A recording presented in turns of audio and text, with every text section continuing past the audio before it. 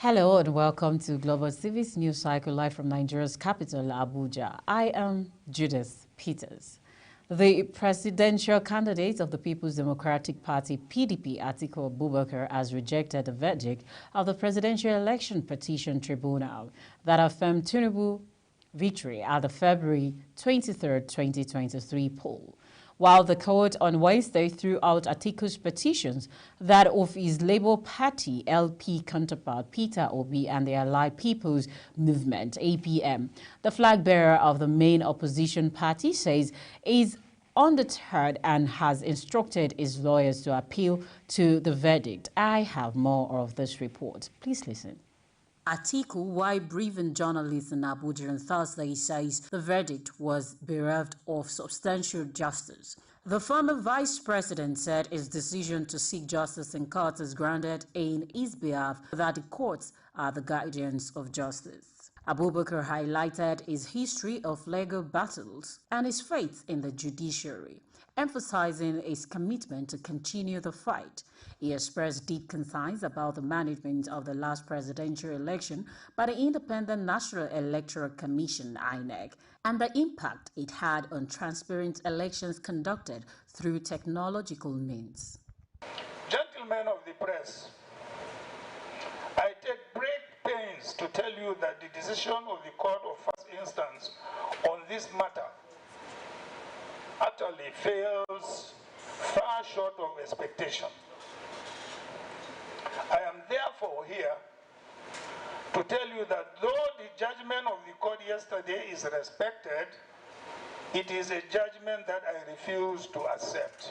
I refuse to accept the judgment because I believe that it is bereft of substantial justice. However, the disappointment in the verdict of the court can never destroy my confidence in the judiciary. Consequently, I have asked my lawyers to activate my constitutionally guaranteed rights of appeal to the higher court, which in the instance is the Supreme Court of Nigeria. It is my conviction that the electoral process in Nigeria should be devoid of untidy manipulations, and that the outcome of every election should be a perfect reflection of the wishes of the electorate. I believe that such is the only way through which our democracy can have a manifest expression of its true meaning. Whether I prevail in this quest or not, the record of my effort in ensuring an order of credible elections in Nigeria shall remain for the future generations to emulate. In the 2023 presidential election, Atiku secured about 7 million votes, representing 29.07% of the total votes cast. Bola Tinubu emerged as the winner with 8.8 million votes, constituting 36.61% of the total votes, while Peter Obi secured the third position with 6.1 million votes, accounting for 25.40% of the total votes cast. Yesterday news cycle on Global Television, President Bola Ahmed Tinubu has assured Nigerians of his renewed and energized focus on delivering his vision of a unified, peaceful and prosperous nation. Following the judgment by the Presidential Election Petition Tribunal in Abuja. This was contained in a statement signed by Anjorin Galale, Special Advisor to the President on Media and Publicity. The President recognizes the diligence, undaunted thoroughness and professionalism of the five-member bench led by Justice Haruna Samani in interpreting the law, affirming that his commitment to the rule of law and the unhindered discharge of duties by the tribunal, as witnessed in the panel's exclusive respect for the merit of the petition brought forward, further reflects the continuing maturation of Nigeria's legal system and the advancement of Africa's largest democracy at a time where their democratic system of government is under test in other parts of the continent. The President believes the presidential candidates and political parties that have lawfully exercised their rights by participating in the 2023 general election and the judicial process which followed have affirmed Nigerians' democratic credentials once more. President Tinubu thanked Nigerians for the mandate given to him to serve the country while promising to meet and exceed their expectations by the grace of God Almighty and through very diligent hard work with the team that has been put in place for that sole purpose. Still, the President Bola Tinubu has commended Indian investors for significant investment pledges amounting to nearly $14 billion committed during the Nigeria-Indian Presidential Roundtable and Conference in New Delhi, India, saying Nigeria is ready to give them the best returns for investments possible. There is nowhere else like Nigeria. I have more of the report to bring your way. Stay and listen. The president also approved the finalization of a new $1 billion agreement to bring the Defense Industries Corporation of Nigeria to 40% self-sufficiency in the local manufacturing and production of defense equipment in the country by 2027 through a comprehensive new partnership with the managing arm of the military-industrial complex of the Indian government, emphasizing that under his pragmatic leadership, agreement was now manifest in industries and jobs on the ground in Nigeria. President Tinubu expressed gratitude to all Indian companies and individuals who have responded positively to his administration's efforts to improve Nigeria's macroeconomic and investment climate. It is in your hand, and I promise you, just don't keep quiet. Don't procrastinate.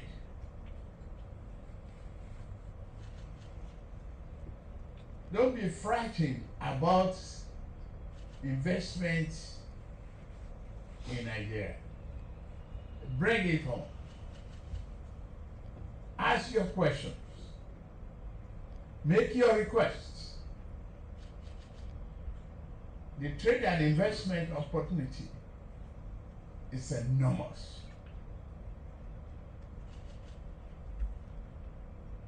I have a team, and I am the captain of that team. I assure you, we solve problems. On behalf of investors, the chairman of Bharti Enterprises, Sunil Bharti Mittal, told the president Nigeria has unified the FX market and freed up crucial capital to upgrade its public infrastructure.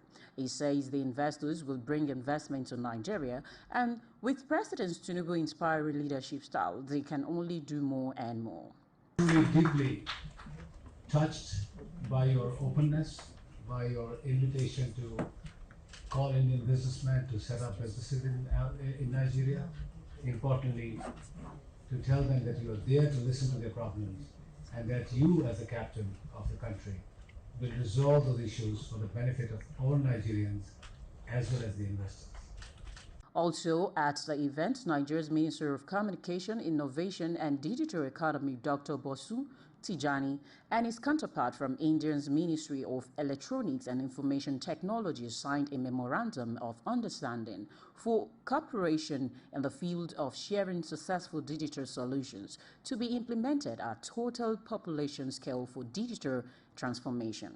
President Tinubu further assured investors to finalize on the next steps to ensure that no environmental encumbrance stands in the way of their success in Nigeria. And the Ondo State Governor Rotimi Akeredolu has arrived in the country from his medical vacation in Germany. The governor left the country some months ago for medical treatment in Germany and was said to have returned to the country on Thursday. The news of his return was confirmed on the house handle of his wife, Betty Akeredolu. Also, the Ondo State House of Assembly Majority Leader, Mr. Wole Ogunmolasoyi, confirmed Akeredolu's arrival to the correspondent. He said the governor was already in his Ibadan residence. Ogunmolasoyi said, "We thank God the governor had arrived in the country. He landed in Abuja and moved straight to Ibadan." Also, the attention of the Department of State Services, DSS, has been drawn to an incident that occurred a few hours ago today, 7/9/2023, between its staff and a mob at the Garki Market, Abuja. Information at the disposal of the service was that its FCT command responded to an SOS from the field operatives who allegedly came under a mob attack in the said market.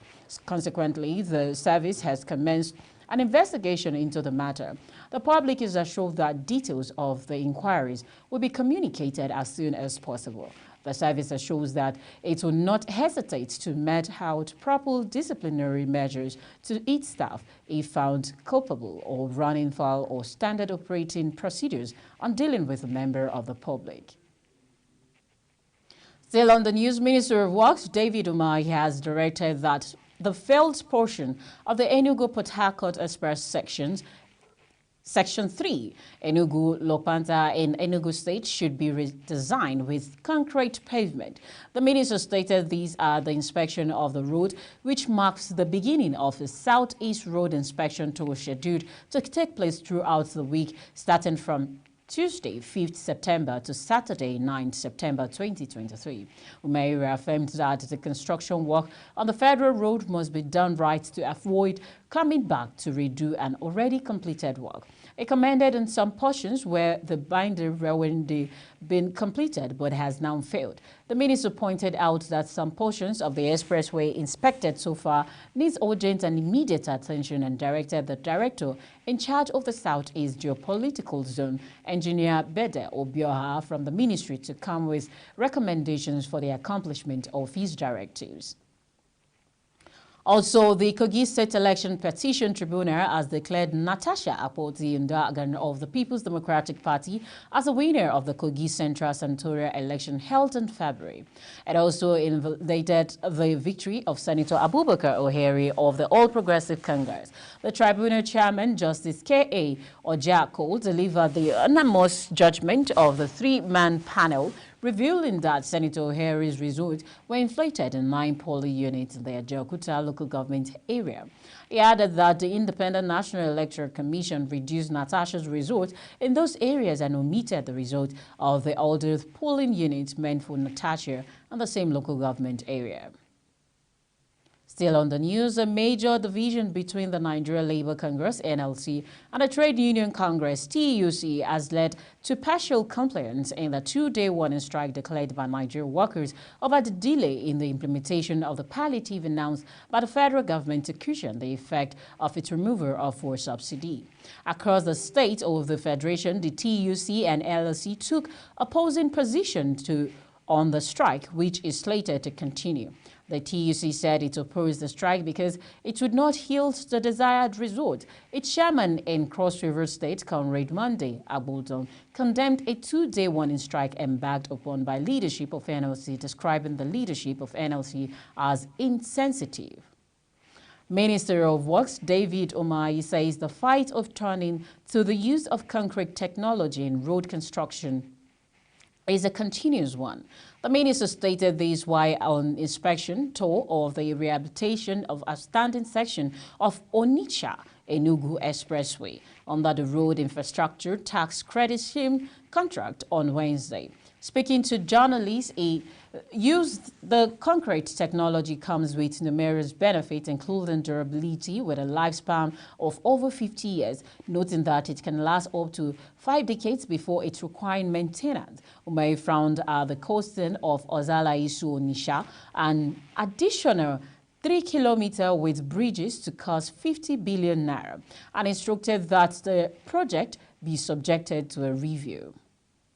And now the Army Forces of Nigeria says troops on operations across the country have killed 814 terrorists and arrested 1,326 others in the past 3 months. The Director of Defense Media Operations, Major General Edward Buba, made this known while addressing journalists on the operational activities of the Nigeria troops in Abuja. It stated that the counterinsurgency and counter-terrorism operations of the armed forces across the country in the last 3 months demonstrate the will of the armed forces to defeat terrorists and other violent extremist groups, including those who support and finance them. Kikelomo Okere has the rest of the report. Given the breakdown of troops operations, the Director of Defense Media Operations says troops of Operation Adinkai in the northeast killed 240 terrorists, arrested 276 collaborators, and rescued 249 kidnapped victims. adding that troops also recovered 169 different caliber weapons and 1,196 ammunitions. He noted that during the period under review, offensive operations and airstrikes were conducted to hit the terrorists where it hurt them most. Forces will continue to apply strong military pressure on groups undermining the national security of our country. It is clear that the terrorists and their cohorts cannot win in the face of ongoing military pressure and other pressures. Accordingly, the terrorists and their cohorts are encouraged to drop their arms and rejoin society to provide a better life for themselves and their children. A failure to do so is the risk of annihilation.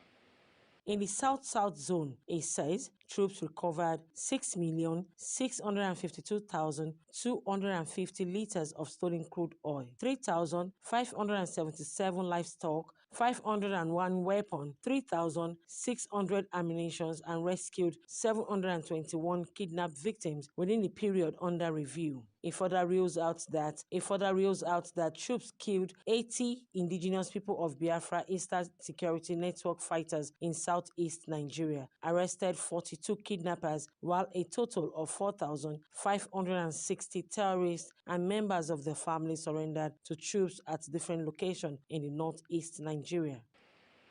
In the course of operations, troops of Operation Safe Haven neutralized 94 terrorists.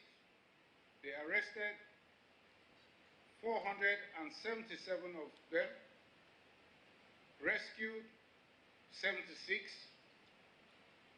hostages, and recovered 760 ammunition, while recovering also 1,722 livestock. The breakdown of weapons recovered is as follows: 20 AK-47 rifles, 5 revolvers, 27 fabricated rifles, 6 fabricated pistols, 13 den guns, 5 pistols, 2 pump-action weapons, 6 AK-47 magazines, 523 rounds of 7.62 special, among others. The military high command says the armed forces will continue to apply strong military pressure on groups undermining the national security of the country. Kike Lomo Okeri, Global Television News, Abuja. Thank you very much, Kikelomo Okere, for that report. You're watching Global TV's news cycle, coming to you live from Nigeria's capital, Abuja. We are on StarTimes Channel 276. Kindly follow us across our social media platform using @GlobalTVNG and other handles now showing on your TV screen. When the news cycle returns, Mexico regularized abortion across its 32 states. We'll tell you about this and more right after this break. Please don't go away.